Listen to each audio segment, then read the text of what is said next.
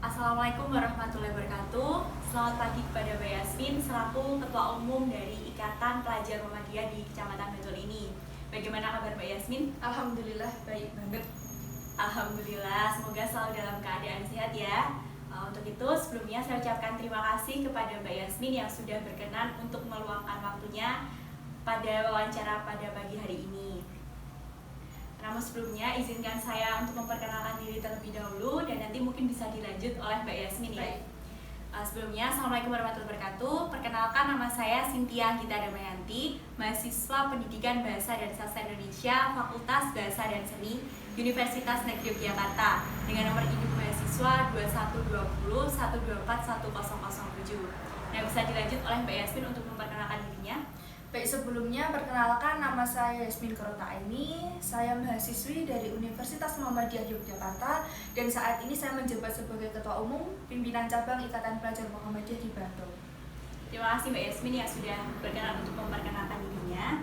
Langsung saja saya akan menjelaskan alasan saya mengapa memilih Mbak Yasmin ini sebagai narasumber wawancara pada pagi hari ini. Nah, alasan saya karena kita kan sama-sama sebagai mahasiswa aktif ya. Dan Mbak Yasmin ini juga menjabat sebagai Ketua Umum Ikatan Pelajar Muhammadiyah di Kecamatan Bantul. Nah, saya juga ingin termotivasi oleh Mbak Yasmin dan ingin tahu bagaimana sih cara Mbak Yasmin ini mengoptimalkan waktunya antara kuliah dengan kegiatan di luar kuliah. Nah, untuk itu mungkin Mbak Yasmin berkenan untuk menjawab beberapa pertanyaan dari saya. Boleh, silakan. Oke, langsung saja kita ke pertanyaan pertama ya Mbak Yasmin. Oke. Baik, mungkin Mbak Yasmin ini bisa menjelaskan terlebih dahulu apa itu yang dimaksud dengan Ikatan Pelajar Muhammadiyah. Bisa langsung saja dijawab. Oke, saya jawab ya. Jadi Ikatan Pelajar Muhammadiyah itu bisa disingkat menjadi IPM. Kalau teman-teman pada nyebutnya IPM kayak gitu.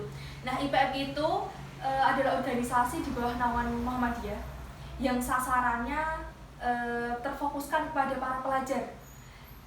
Karena saya ada di Kecamatan Bantul, tentunya arah sasaran saya terfokuskan para pelajar di Bantul, entah itu para anak SMP atau SMA kayak gitu. Nah, dari tujuan Ikatan Pelajar Muhammadiyah itu sendiri, itu IPM tuh bisa menjadi wadah untuk mewujudkan para pelajar yang berilmu, berakhlak mulia, dan tentunya bisa menerapkan bagaimana Islam itu yang sebenar-benarnya. Dan tak lupa kalau di Bantul sendiri ini kita juga memiliki tujuan supaya agar pelajar di Bantul ini menjadi pelajar yang adaptif dan juga inklusif untuk kemudian harinya, seperti itu. Baik, terima kasih Mbak Yasmin atas jawabannya. Lanjut ke pertanyaan selanjutnya ya. Iya, silahkan. Dari organisasi ini, IPM ini mungkin kegiatan rapat ini dilakukan berapa kali dan gimana biasanya rapat organisasi IPM ini dilakukan? Bisa langsung jawab. Oke, jadi kalau di organisasi Ikatan Pelajar Muhammadiyah ini, tentu di pimpinan cabang Bantul ini, kita menyelenggarakan rapat rutin atau rapat bulanan itu setiap 1 bulan sekali, maaf, 1 bulan sekali. Nah, itu 1 bulan sekali itu kita laksanain di minggu pertama. Nah, di minggu pertama itu nanti bertempat di Sekretariat Pimpinan Cabang Muhammadiyah di Bantul, atau bisa teman-teman kunjungi di Lazismu Muhammadiyah Cabang Bantul kayak gitu. Kalau lebih singkatnya di Selatan Gedung Dakwah Bantul. Seperti itu. Baik, terima kasih Mbak Yasmin atas jawabannya. Lanjut Iya. ke pertanyaan selanjutnya ya. Bagaimana cara Mbak Yasmin ini membagi waktu antara kuliah dengan waktu kegiatan di luar seperti IPM tadi ya? Mungkin Mbak Yasmin bisa menjelaskan atau memberikan beberapa tips dan cara untuk kita ini sebagai seorang mahasiswa dalam cara mengoptimalkan waktu menurut Mbak Yasmin. Bisa langsung saja dijawab. Oke, jadi bagaimana sih cara kita, terutama kita sebagai mahasiswa atau yang lainnya dalam membagi waktu antara kita ke kampus dan juga kita berorganisasi? Itu langkah pertama yang saya lakukan, kita membuat to-do list. Nah, dari to-do list itu kita mencatat apa saja sih agenda-agenda terdekat kita dari kampus maupun dari organisasi. Nah, kalau kita sudah membuat to-do list itu, kita sudah tahu agenda yang terdekat itu agenda dari mana, antara kampus atau organisasi. Nah, dari agenda yang terdekat itu tersebut, barulah kita memprioritaskan agenda tersebut.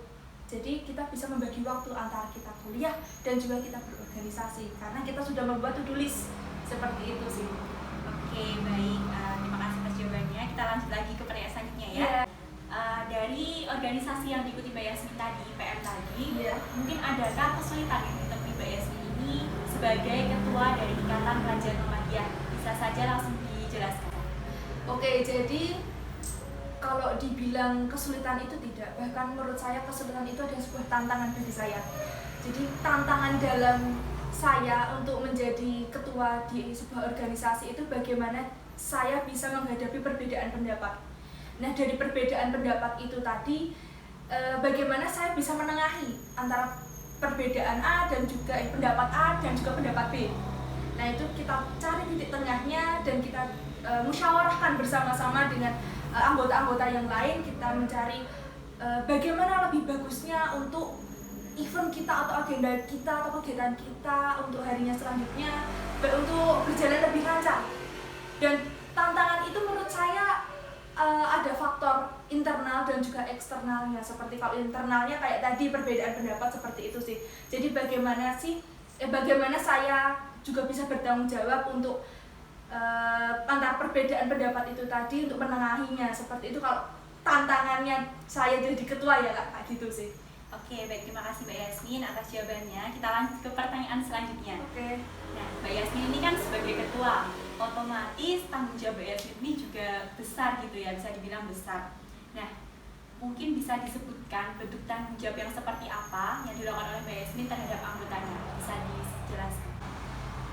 Jadi kalau di sebuah organisasi itu menurut saya setiap anggota sudah memiliki tanggung jawab masing-masing, sudah diberikan amanah, kepercayaan masing-masing. Nah, bagaimana amanah itu bisa berjalan itu sesuai dengan orangnya, kayak gitu. Kemudian tanggung jawab saya terhadap sebuah organisasi itu ketika kita melaksanakan sebuah event, sebuah agenda atau sebuah acara, itu kan pasti ada penanggung jawabnya. Nah, itu saya dituntut untuk menjadi penanggung jawab di sebuah event itu supaya event itu berjalan dengan lancar. Dan juga kalau semisal di sebuah organisasi ada permasalahan yang terjadi antara itu masalah IPM dengan personal, nah itu saya bertanggung jawab atas permasalahan tersebut karena sudah ibaratnya sudah membawa IPM, artinya saya juga harus ikut campur tangan dengan personal tersebut. Tetapi kalau semisal terjadi permasalahan antara personal dengan personal, nah itu bisa menjadi tanggung jawab personalnya itu sendiri. Karena tadi kan saya sudah bilang kan, setiap anggota sudah memiliki tanggung jawab masing-masing. Nah, di masalah personal dengan personal itu tadi bisa diselesaikan dengan orang itu tadi dengan orang yang lain, begitu. Tapi kalau permasalahan IPM dengan personal itu nanti bisa saya selesaikan dengan kekeluargaan. Dengan kekeluargaan itu bagaimana saya merangkul lagi anggota tersebut yang sebelumnya memiliki masalah dengan IPM supaya bisa berada di IPM lagi, supaya bisa memulai langkah baru lagi, dan juga di IPM tidak ada rasa canggung seperti itu. Itu termasuk tanggung jawab saya sebagai ketua, seperti itu sih Kak. Oke, terima kasih atas jawabannya Mbak Yasmin. Iya. Oke, kita lanjut ke pertanyaan yang terakhir ya. Nah, jika dalam suatu organisasi ini ada beberapa anggota yang melakukan kesalahan, tadi mungkin sudah sedikit dijelaskan oleh Mbak Yasmin ya caranya.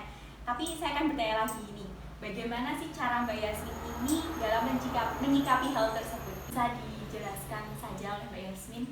Oke, jadi kalau semisal personal memiliki permasalahan dengan personal, itu bisa mereka atasi sendiri karena mereka sudah memiliki tanggung jawabnya masing-masing. Tetapi kalau semisal permasalahan itu terjadi antara IPM dengan personal, nah mungkin saya bisa turun tangan dengan permasalahan tersebut dan bisa menyikapi permasalahan tersebut dengan sistem kekeluargaan. Karena kalau misalnya saya sebagai ketua anggap audiensi dengan anak tersebut, kan itu bisa menyebabkan perpecahan antara organisasi. Nah, itu yang saya takutkan sebenarnya. Jadi untuk menyelesaikannya saya menyelesaikan dengan sistem kekeluargaan, bagaimana saya bisa merangkul anak tersebut, kemudian untuk melanjutkan langkah selanjutnya dengan langkah-langkah yang baru, kayak gitu sih Kak. Oke, terima kasih Mbak Yasmin atas jawabannya. Sebelum kita lanjut ke penutup, mungkin dari Mbak Yasmin ada closing statement tersendiri yang akan disampaikan. Closing statement dari saya mungkin kita melakukan organisasi itu emang yang pertama, tetapi perkuliahan itu juga yang harus jadi utama. Kayak gitu sih, Kak. Wah, luar biasa sekali ya pembicaraan wawancara pada kali hari ini. Untuk itu saya dapat menyimpulkan dari beberapa jawaban yang sudah dijawab oleh Mbak Yasmin itu. Jadi yang pertama, bagaimana cara kita mengoptimalkan waktu. Kita harus melakukan to-do list tadi ya, dan mengutamakan mana yang penting dan mana yang tidak penting. Nah, untuk itu yang selanjutnya, jadi kita harus, walaupun organisasi itu penting, kita juga harus selalu mengutamakan kuliah kita. Nah, jadi tidak boleh kita mengabaikan kuliah gitu ya. Iya, benar. Untuk itu saya ucapkan terima kasih sekali kepada Mbak Yasmin yang sudah berkenan dan bersedia untuk menghadiri wawancara pada pagi hari ini dan sudah memberikan beberapa informasi kepada kami gitu ya. Saya akhiri, wassalamualaikum warahmatullahi wabarakatuh. Waalaikumsalam.